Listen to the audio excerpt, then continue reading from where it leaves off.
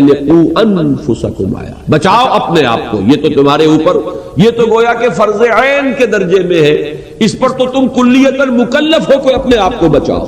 اپنا تو تمہیں اختیار حاصل ہے. البتہ اس کے بعد جو حیثیت اللہ نے تمہیں دی ہے، تمہیں کنبے کے سربراہ کی حیثیت سے ہو، تو اہلیکم، اب ان کو بچانے کی کوشش تمہارے ذمے سب سے پہلے. اسی کی ہمیں شرح ملتی ہے حدیث میں. حضور صلی اللہ علیہ وسلم خطبہ دیتے تھے، تقویٰ کی تلقین فرماتے تھے تو پہلے اپنے آپ کو مخاطب کریں. اوصیکم ونفسی بتقوی اللہ، میں تمہیں بھی وصیت کر رہا ہوں اور اپنے نفس کو بھی کہ اللہ کا تقویٰ اختیار کریں. پھر جب آپ دعوت اور تبلیغ کے اندر بھی ترتیب بھی آپ کو معلوم ہے، پہلے اپنے گھر والوں سے بات شروع کی ہے، پھر اپنے رشتہ داروں کو انذر عشیرتک الاقربین، پھر اپنی قوم. اور اس میں خاص طور پر وہ خطبہ ذہن میں رکھیے کہ اپنے گھرانے کی، اپنے قریب کی، اپنی جو عزیز خواتین تھی انہیں جمع کر کے، اور آپ فرما رہے ہیں کہ یا فاطمہ بنت محمد انقذی نفسک من النار فانی لا املک لک من اللہ شیئا، یا صفیہ عمۃ رسول اللہ انقذی نفسک من النار فانی لا املک لک من اللہ شیئا. اے فاطمہ، محمد کی لخت جگر، بچاؤ اپنے آپ کو، نکالو اپنے آپ کو جہنم سے، آگ سے، اس لیے کہ قیامت کے دن مجھے تمہارے بارے میں کوئی اختیار حاصل نہیں ہوگا. اے صفیہ، محمد کی، اللہ کے رسول کی پھوپھی صلی اللہ علیہ وسلم رضی اللہ تعالی عنہا، انقذی نفسک من النار فانی لا املک من اللہ شیئا، میں تمہیں اللہ کے ہاں میں کام نہیں آ سکوں گا، مجھے کوئی اختیار حاصل نہیں ہوگا، اپنے آپ کو بچانے کی کوشش کرو. یہ ترغیب، یہ تلقین تو سربراہ خاندان کے اعتبار سے یہ ہر مسلمان مرد کی ذمہ داری ہے کہ اپنے اہل و عیال کو جہنم سے بچانے کی فکر کرے. اب اس میں جو آ رہا ہے مضمون اگلی آیت میں، بلکہ یہی آیت ابھی چل رہی ہے، یہ بڑا لرزا دینے والا ہے. دکھایا جا رہا ہے کہ اگر تمہاری کوتاہی ہوئی اور تمہاری کوتاہی کی وجہ سے تمہارے یہ لاڈلے اور پیارے اور چہیتے جو ہیں یہ جہنم کے حوالے کیے گئے، تو ذرا سوچ لو اس وقت، ذرا اس کا جو تصور کر لو. فرمایا یا ایھا الذین آمنوا قوا انفسکم واہلیکم نارا وقودھا الناس والحجارہ، اہل ایمان بچاؤ اپنے آپ کو اور اپنے اہل و عیال کو آگ سے. آگ کون سی؟ جس کا ایندھن بنیں گے انسان اور پتھر. انسان جہنمی، وہ تو اس کے ایندھن ہے ہی. پتھر کس معنی میں کہے گئے؟ یہ مضمون سورہ بقرہ کے 30 رکوع میں بھی آیا ہے، فاتقوا النار التی وقودھا الناس والحجارہ اعدت للکافرین. اس کے دو مفہوم لیے گئے ہیں. ایک زیادہ قرین قیاس جو ہے وہ یہ کہ چونکہ وہ پوجتے تھے پتھروں کو، بت ان کے پتھروں کے بنے ہوتے تھے، تو انہیں بھی انہی کے ساتھ جھونک دیا جائے گا تاکہ ان کی حسرت میں اور اضافہ ہو. ہم ان کو ڈنڈوت کرتے تھے، ان کے سامنے نذرانے پیش کرتے تھے، انہیں ہم نے سمجھا تھا کہ ان میں کوئی الوہیت ہے، اختیار ہے، اور آج یہ ہمارے ساتھ اسی آگ کا ایندھن بن رہے ہیں. ایک بعض حضرات نے اس کو محمول کیا ہے ظاہر پر کہ یہ در حقیقت آگ کی تیزی اور تندی اور شدت کے ظہور کے لیے ہے، کہ جیسے کہ ہمارا عام تجربہ ہے کہ ایک آگ وہ ہے جو لکڑیوں سے جلا کر آپ وہ آگ جو ہے فراہم کرتے ہیں لکڑیوں کے ذریعے، ایک آگ وہ ہے جو پتھر کے کوئلے کو دہکا کر جو آگ حاصل ہوتی ہے. تو ان دونوں میں جو فرق اور تفاوت ہے اس آگ کی شدت، اس کی تیزی اور تندی کا، تو اس حوالے سے کہا گیا ہے. بعض ہمارے تابعین حضرات نے گندھک کے پتھر مراد لیے کہ وہ بڑے بڑے پتھر گندھک کے ہوں گے کہ جن کے ذریعے سے آگ جو ہے انتہائی تیزی کے ساتھ بھڑکے گی اور اس کی شدت جو ہے وہ بہت بڑھ جائے گی. واللہ عالم. تو بچاؤ اپنے آپ کو اور اپنے عیال کو اس آگ سے جس کا ایندھن بنے گے انسان اور پتھر. اور مزید بات جو فرمائی علیہا ملائکۃ غلاظ شداد، اس جہنم پر، اس آگ پر معمور ہیں وہ فرشتے جو بڑے تند خو ہیں، سخت دل ہیں، بہت ہی زبردست ہیں. لا یعصون اللہ ما امرہم، وہ اللہ کے کسی حکم کی نافرمانی نہیں کرتے یا نہیں کریں گے جو حکم بھی انہیں مل جائے. وَيَفْعَلُونَ مَا يُؤْمَرُونَ، وہی کرتے ہیں اور کریں گے جس کا کہ انہیں حکم ملتا ہے یا ملے گا. یہ میں نے دونوں ترجمے کیے فعل مضارع جس میں حال اور مستقبل دونوں شامل ہوتے ہیں، ان دونوں پہلوؤں کو نمایاں کیا ہے.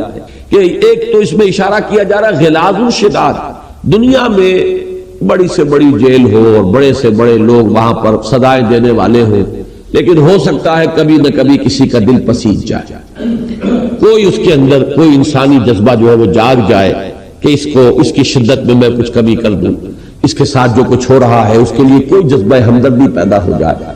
یہاں اس کا بالکل ایک برعکس جو ہے نقشہ سامنے لایا گیا، غلاظ شداد، وہ نہایت تند خو ہوں گے، سخت دل ہوں گے، ان کے دلوں کے اندر کوئی نرمی پیدا نہیں ہوگی.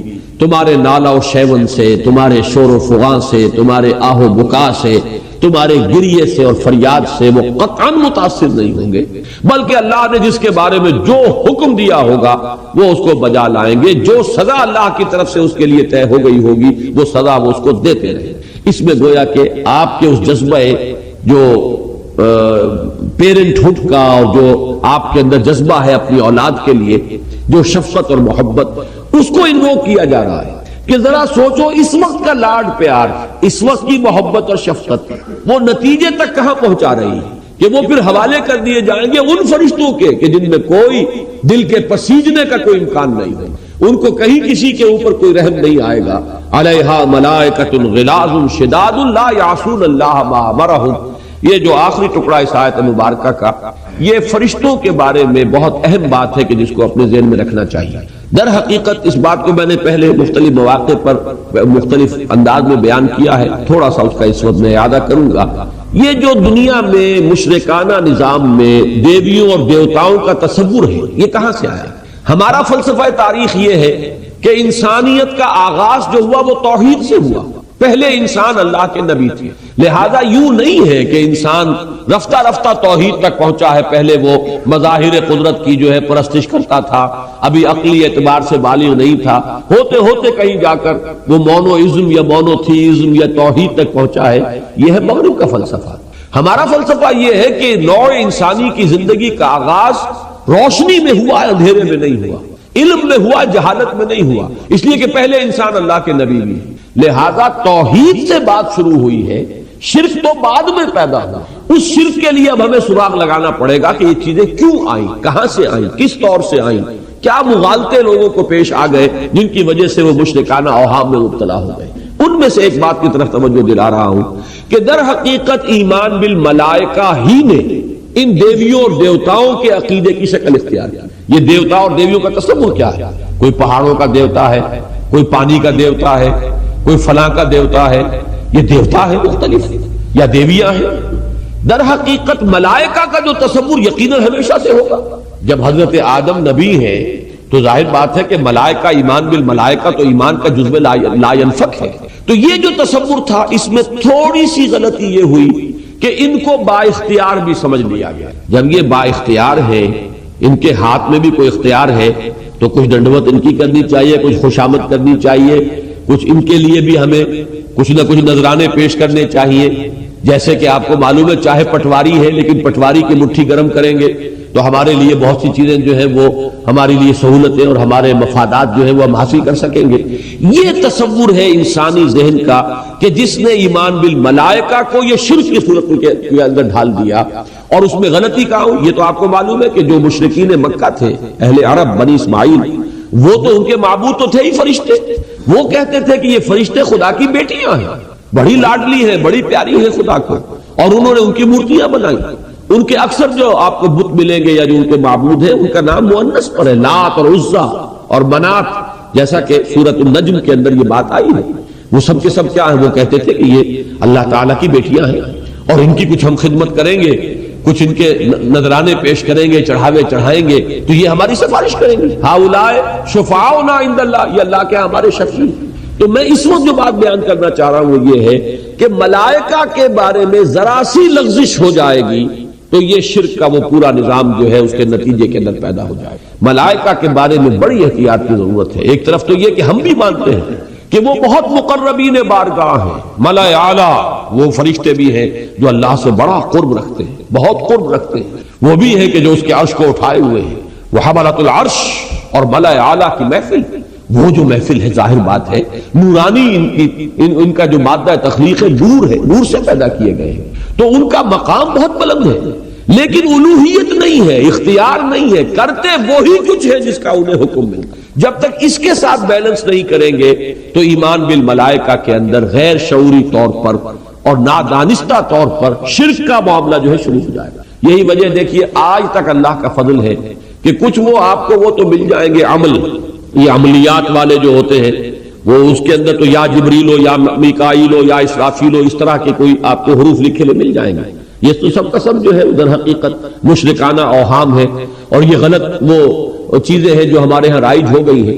لیکن کہیں بھی آج تک مسلمانوں میں 1400 برس بیت گئے، کبھی کسی نے جبرائیل کو پکارا نہیں ہے، کبھی کسی نے میکائیل کو پکارا نہیں ہے۔ یہ پکارنا کہ اس معنی میں کہ وہ ہماری جو ہے کوئی فریاد سن کر ہماری تکلیف کو دور کرنے کے لیے وہ کچھ کام کر سکتے ہیں، یہیں سے بس شرک کا آغاز ہو جاتا ہے۔ لیکن اللہ تعالیٰ نے اس امت کو اس سے محفوظ کیا ہے۔ تو اس میں ایک تو یہ مقام لا یعصون اللہ ما امرہم ویفعلون ما یؤمرون، وہ کسی معاملے میں اللہ کے حکم کی نافرمانی نہیں کرتے، وہی کچھ کرتے ہیں جس کا انہیں حکم ہوتا ہے۔ اس میں ایک علمی بات بھی ہے، وہ میں عرض کر دوں، اس لیے کہ مولانا امین حسن اصلاحی صاحب کا ایک خیال ہے، مجھے نہیں معلوم کہ کسی اور کا بھی وہ خیال ہے یا نہیں، وہ یہ ہے کہ انہوں نے یہ رائے ظاہر کی ہے کہ یہ خیال صحیح نہیں ہے کہ ملائکہ میں معصیت یا نافرمانی کا مادہ ہی نہیں ہے یا انہیں اختیار نہیں ہے۔ ایک تو ہوتا ہے ایک ایسی مخلوق جسے اختیار کوئی نہیں،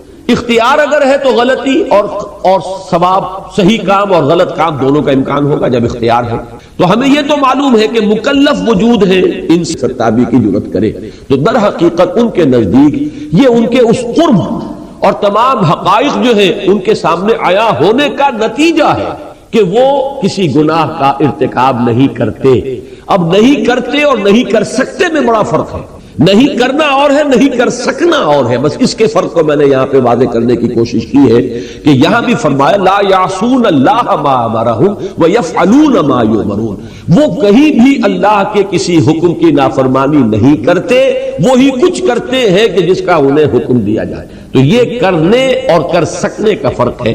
اسی کے حوالے سے میں نے کئی مرتبہ بتایا ہے کہ اہل تشیع اور معتزلہ، ان کو بریکٹ کر لیجئے، اور اہل سنت، ان کے مابین ایک مسئلے میں بڑا شدید اختلاف ہے عقائد میں، اور بہت سے بھی ہے، یہ تو معاملہ علیحدہ ہے، لیکن ایک جس کا طرف اشارہ میں کر رہا ہوں وہ یہ ہے کہ اہل سنت کا عقیدہ یہ ہے، ان کا موقف یہ ہے، یوں کہنا چاہیے کہ اللہ عدل کرے گا، لیکن اہل تشیع اور معتزلہ کہتے ہیں اللہ پر عدل کرنا واجب ہے، یہ ہے کرے گا، ہم بھی کہتے ہیں اللہ عدل کرے گا، لیکن اللہ پر عدل واجب ہے، اس کے معنی ہے کہ اس کا اختیار ختم ہو گیا، وہ کسی قانون کا پابند ہو گیا۔ ہمارے نزدیک اللہ کی شان اس سے بہت بلند ہے کہ وہ پابند ہو، اسی لیے بار بار آتا ہے یغفر لمن یشاء ویعذب من یشاء، وہ جس کو چاہے گا عذاب دے گا، جس کو چاہے گا بخش دے گا۔ یہ اختیار مطلق آپ سلب نہیں کر سکتے، اس کا اختیار ہے، وہ چاہے تو جنت میں داخل کر دے ابو جہل کو، اس کا اختیار ہے، ہم کون ہیں اسے پوچھنے والے، اور وہ چاہے تو کسی بڑے سے بڑے نیکوکار انسان کو جہنم میں جھونک دے، ہم کوئی نہیں اس کے اوپر اعتراض کرنے والے، اس کا اختیار مطلق ہے، یفعل ما یشاء۔ اس اختیار مطلق کے اوپر کوئی لیمیٹیشن کسی بھی اعتبار سے آپ لائیں گے تو در حقیقت وہ اللہ کے مقام سے منافی ہوگی، اس کی شان کے منافی ہوگی۔ البتہ ہم بھی یہ کہتے ہیں کہ اللہ عدل کرے گا اور ہے، اور یہ کہ اس پر کرنا واجب ہے یہ اور ہے۔ اسی طریقے سے یہاں میں نے عرض کیا کہ ایک رائے یہ ہے کہ ایک تو یہ ہے کہ فرشتے نافرمانی نہیں کرتے، اور ایک یہ کہ کر نہیں سکتے۔ عام طور پر تصور یہ کہ کر نہیں سکتے۔ اب میں آپ کو قرآن مجید کے دوسرے مقام کا حوالہ دے رہا ہوں جہاں سے اس دوسرے موقف کی تائید ہوتی ہے کہ کر نہیں سکتے۔ ان میں سے اب یہ ایک علمی مسئلہ ہوگا، غور کریں، مزید سوچ و بچار کریں، یہ کوئی ایسی بنیادی بات نہیں ہے، لیکن یہ کہ اہل علم کے لیے اس کے اندر سوچنے کا بہت سا سامان ہے۔ یہ ہے سورہ مریم کی آیت، جس کا پس منظر یہ ہے کہ چونکہ وہی وقفے سے آ رہی تھی، اور قرآن مجید میں کئی مقامات پر ہے کہ اے نبی آپ جلدی نہ کیجئے، غالباً سورہ طٰہٰ میں اگلی ہی صورت ہے، اس میں ہے وَلَا تَعْجَلْ بِالْقُرْآنِ مِنْ قَبْلِ أَن يُقْضَىٰ إِلَيْكَ وَحْيُهُ، اے نبی جلدی نہ کیجئے، اس سے پہلے کہ اللہ تعالیٰ کی حکمت میں جو وقت معین ہے قرآن کے نزول کا وہ پورا ہو۔ اللہ تدریجاً ہی نازل فرمانا چاہتا ہے، تھوڑا تھوڑا کر کے ہی اتارنا چاہتا ہے، وقفے سے اتارنا چاہتا ہے۔ اب حضور صلی اللہ علیہ وسلم کو اشتیاق رہتا تھا، بہت شدت سے انتظار رہتا تھا، تو کہیں حضرت جبرائیل سے شکوہ کیا حضور نے کہ تو میرا شوق دیکھ، میرا انتظار دیکھ، یہ تم دیر سے آتے ہو، ہم منتظر رہتے ہیں، تو ہم تو چاہتے ہیں کہ وہی جلدی آئے۔ اس کا جواب ہے سورہ مریم میں، اور بڑا پیارا جواب ہے، وَمَا نَتَنَزَّلُ إِلَّا بِأَمْرِ رَبِّكَ، ہم نہیں نازل ہوتے مگر آپ کے رب کے حکم سے، اپنے اختیار سے نہیں آتے، آپ کے رب کا حکم جب ہوتا ہے آتے، جب حکم ملتا ہے کہ یہ وہی پہنچاؤ ہم پہنچاتے ہیں۔ وَمَا نَتَنَزَّلُ إِلَّا بِأَمْرِ رَبِّكَ لَهُ مَا بَيْنَ أَيْدِينَا وَمَا خَلْفَنَا وَمَا بَيْنَ ذَلِكَ، وما کان ربک نسیا. یہ الفاظ ہیں جو آخری. پہلا جو ہے وما نتنزل الا بامر ربک، وہ تو اسی آیت کے ساتھ جڑ جائیں گے کہ یفعلون ما یؤمرون اور لا یعصون اللہ ما امرہم. لیکن اب اگلا ٹکڑا جو ہے، جو کچھ ہمارے سامنے ہے اس کا اختیار بھی اللہ ہی کے ہاتھ میں ہے، جو کچھ ہمارے پیچھے ہے اس کا اختیار بھی اللہ کے ہاتھ میں ہے، اور جو کچھ ان دونوں کے مابین ہے اس کا اختیار بھی اللہ کے ہاتھ میں. عجیب ہے یہ انداز یہاں، ایک میرے سامنے ایک میرے پیچھے، دونوں کے مابین کون ہوں؟ وہ تو میں ہی ہوں نا. ہم کلیتاً اختیار باری تعالیٰ میں. یہ گویا کہ بجائے اس کے کہ اس کو اس انداز میں بیان فرماتے کہ جس سے کوئی قیل و قال کی بحث شروع ہو جاتی، لطیف انداز میں وہ حقیقت بیان کر دی کہ گویا کہ ملائکہ کا وجود کلیتاً اختیار خداوندی میں جکڑا ہوا. لہو ما بین ایدینا وما خلفنا وما بین ذالک وما کان ربک نسیا. اسی کا اختیار ہے مطلق، اس کا بھی جو ہمارے سامنے ہے، اس کا بھی جو ہمارے پیچھے ہے، اور اس کا بھی جو ان کے مابین ہے، اس کا اختیار مطلق اسی کے ہاتھ میں ہے. تم ان دونوں چیزوں کو سامنے رکھیے. اب اللہ عالم، یہ بات جو ہے ایسی نہیں ہے کہ یقیناً کسی ایک نتیجے تک پہنچنے کی ہم کوشش کریں. ایک نتیجہ تو بہرحال ہے کہ وہ جو کچھ کرتے ہیں اللہ کے حکم سے کرتے ہیں اور اللہ کی نافرمانی نہیں کرتے. کر سکتے ہیں یا نہیں یہ ایک علیحدہ بحث ہے جس میں ایک رائے ہے، وہ میں نے آپ کے سامنے رکھ دی. اب آگے چلیے. یا ایھا الذین کفروا لا تعتذروا اليوم. اے وہ لوگوں جنہوں نے کفر کیا. یہ اسی وقت کی تصویر دکھائی جا رہی ہے جبکہ عذاب خداوندی کے اندر جھونکا جائے گا. ظاہر بات ہے نالا و فریاد و شیون یہ تو ہوگا. اس وقت چیخ پکار رونا دھونا تو ہوگا. اس وقت لوگ گڑ گڑائیں گے، بہانے تراشیں گے.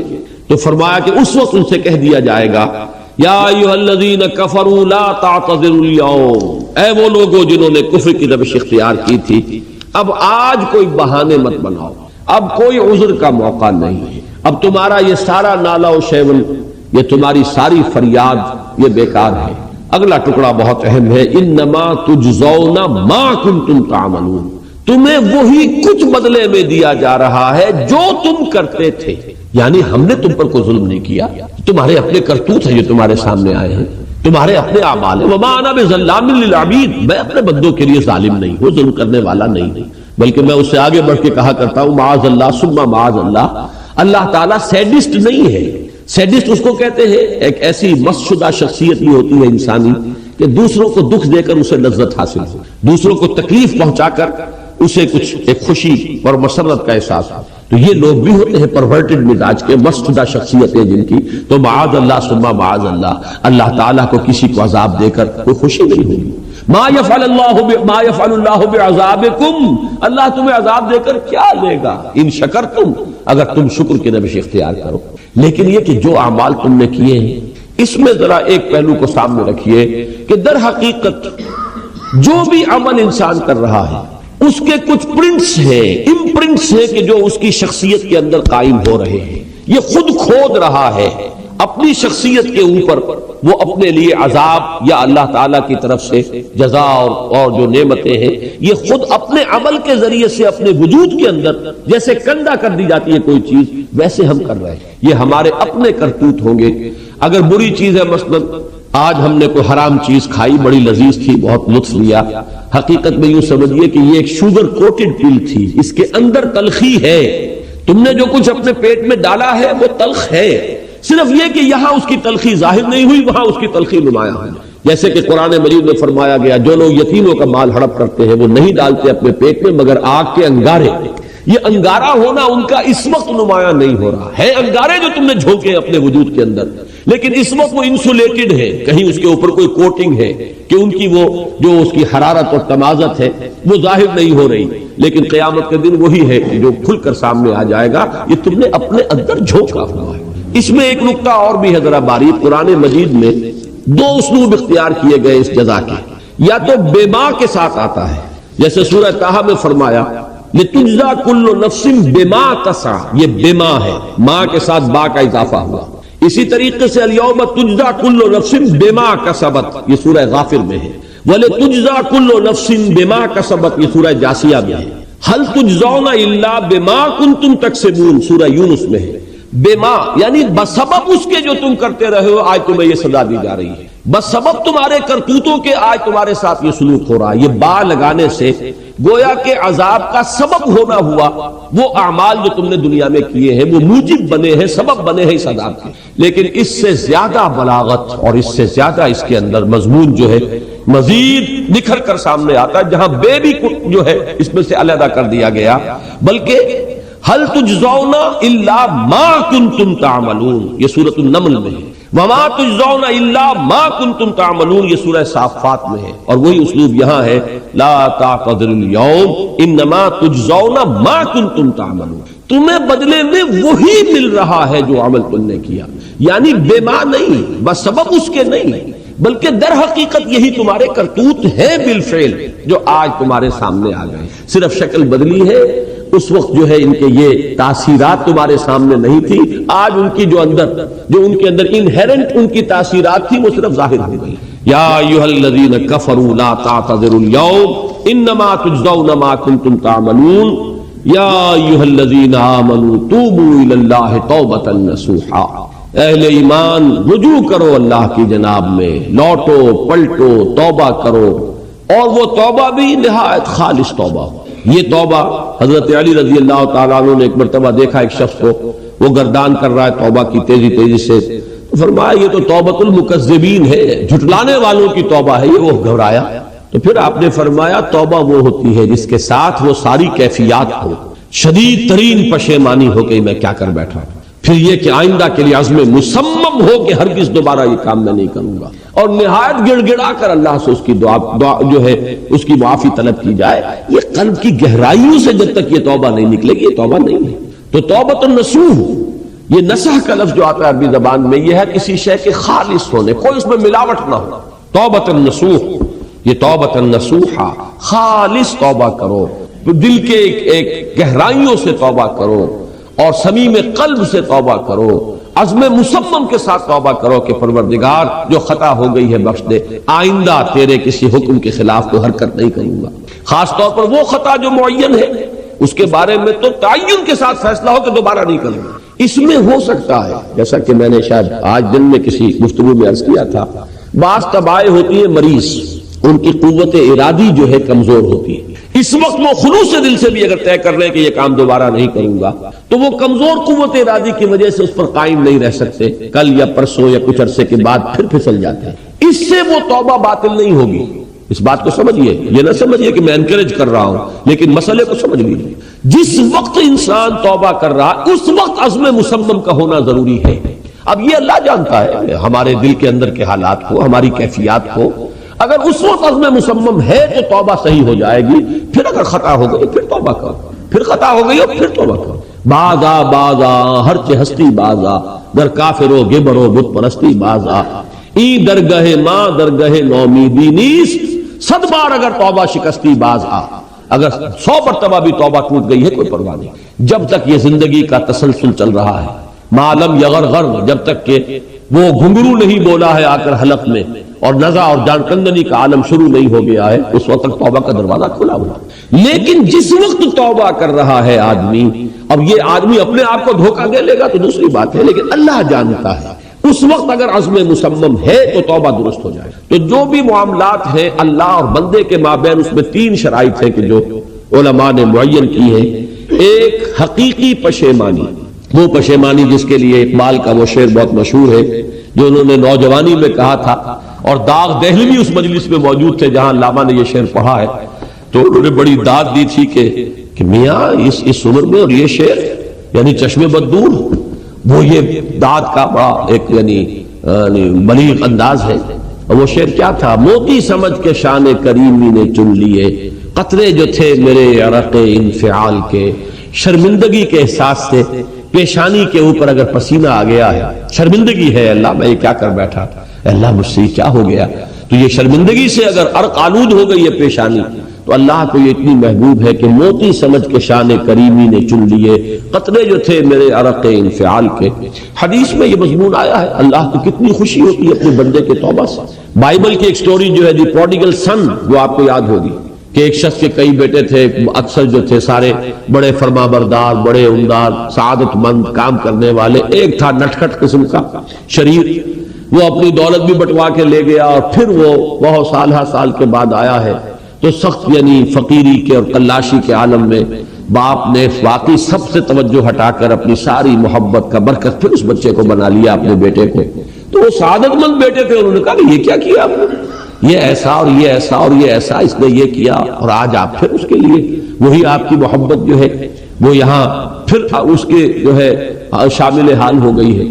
تو انہوں نے کہا کہ تم دیکھتے نہیں کہ اگر کوئی چرواہا ہو اور اس کی اگر 100 بھیڑیں اور بکریاں ہیں تو اگر کوئی بھیڑیا کسی ایک بکری کو اٹھا کر لے جائے تو وہ 99 کو چھوڑ کر اس کے پیچھے بھاگتا ہے اس کو بچانے کے لیے. جو میرے ہیں وہ تو ہے ہی ہے، جو مجھ سے دور چلا گیا تھا وہ اگر لوٹ کر آیا ہے تو در حقیقت یہ ہے میری توجہ کا اور میری محبت کا سب سے زیادہ مستحق.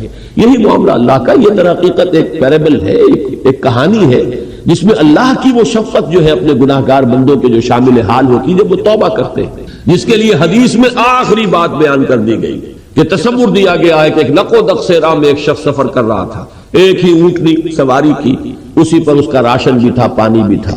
تھوڑی دیر کے لیے وہ ایک درخت کے سائے میں بیٹھا سستانے کے لیے، دھوپ کی تمازت سے بچنے کے لیے. تو ذرا بیٹھا بیٹھا اونگ گیا. اب جو آنکھ کھلی تو دیکھا کہ اونٹنی غائب ہے. اس کا سفر کا ذریعہ وہی، پانی اسی پر، راشن اسی پر، گویا کہ کل زندگی کا ذریعہ جو ہے وہ اونٹنی تھی اس کی. لقو دق سے راہ، اب کہاں جائے، کہیں پانی نہیں، کچھ کھانے کے لیے نہیں. دیوانہ وار دوڑتا ہے دائیں بائیں ادھر ادھر اونٹنی کو ڈھونڈنے کے لیے، کہیں سراغ نہیں ملتا. تو وہ اب موت کے انتظار میں درخت کے نیچے آ کے بیٹھتا تھا. مایوسی کی انتہا، موت کا انتظار کہ اچانک دیکھتا ہے کہ اونٹنی تو کھڑی ہوئی ہے. تو اب اس پر شادی مرگ کی کیفیت طاری ہوتی ہے. وہ کہنا تو یہ چاہتا تھا اللہ میں تیرا بندہ ہوں تو میرا رب ہے، کہہ یہ جاتا ہے کہ اللہ تو میرا بندہ میں تیرا رب. زبان لڑکھڑا گئی ہے اس خوشی کی شدت کی وجہ سے. تو حضور فرماتے ہیں کہ اللہ کو اپنے کسی گناہگار بندے کی توبہ سے اس سے بھی کہیں زیادہ خوشی ہوگی. تو اس کو ذہن میں رکھیے، توبہ کا بڑا اونچا مقام ہے. ہمارے ہاں شرائط بھی سخت ہیں. 3 شرطیں وہ، ایک عزم مصمم، ایک پشیمانی، حقیقی پشیمانی. نمبر 2 عزم مصمم کہ اب دوبارہ نہیں کروں گا. نمبر 3 ایک مرتبہ ضرور اس کام کو چھوڑ دینا. یہ گویا کہ اس کے عزم مصمم کا فوری ثبوت ملنا چاہیے. کچھ دنوں کے بعد پھر کہیں جذبات کا ریلا آئے، کوئی اور خطا ہو جائے، بات دوسری ہوگی. اور جو حقوق العباد کا معاملہ، اس میں 4تھی شرط اور ہے، اس لیے کہ حقوق العباد کی کوتاہی جو ہے اللہ تعالیٰ معاف نہیں فرمائے گا. وہ تو وہی بندہ ہے جس کی آپ نے حق تلفی کی ہے، کسی کی غیبت کی ہے، کسی کی چغلی کھائی ہے، کسی پر تہمت لگائی ہے، کسی کا مال ہڑپ کیا ہے، کسی کو دھوکہ دیا ہے، کسی کی عزت پر حملہ کیا ہے، تو وہ تو وہی معاف کرے گا. یا یہ کہ آپ کی جو نیک اعمال ہیں وہ اس کو دے دیے جائیں گے قیامت کے دن، اور اگر آپ کے اعمال ختم ہو جائیں گے تو اس کے گناہ جو ہے وہ آپ کے کھاتے میں ڈال دیے جائیں گے. بہرحال جو 4تھی شرط ہے حقوق العباد کے معاملے میں کوتاہی میں توبہ کی، وہ یہ ہے کہ آپ یا معافی طلب کریں یا تلافی کریں اس شخص کی جس کے حقوق کو آپ نے طلب کی. یا ایھا الذین آمنوا توبوا الی اللہ توبۃ نصوحا عسى ربکم ان یکفر عنکم سیئاتکم. ان قریب ہے کہ تمہارا رب تم سے تمہاری برائیوں کو جھاڑ دے. یہ مضمون بار بار آ چکا ہے، سورہ تغابن میں بھی آ چکا ہے، بار بار آیا ہے. یہ تکفیر سیئات کے دونوں مفہوم ہیں. ایک تو یہ کہ تمہارے دامن کردار کے داغ دھبے دھو دے گا.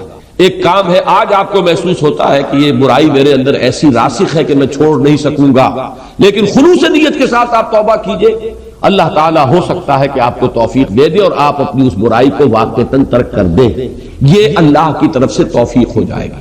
عسى ربکم ان یکفر عنکم سیئاتکم، تم سے تمہاری برائیوں کو دور کر دے اور جھاڑ دے. اور دوسرا مفہوم اس کا یہ ہے تمہارے نامہ اعمال میں جو سیاہ داغ ہیں، اب تک کی کمائیاں جو تم نے کی ہوئی ہیں، اللہ ان کو دھو ڈالے گا. اس کے لیے تو سورہ فرقان میں تو یہاں تک فرمایا کہ اولئک یبدل اللہ سیئاتہم حسنات، ان کی برائیوں کو بدل دے گا نیکیوں سے.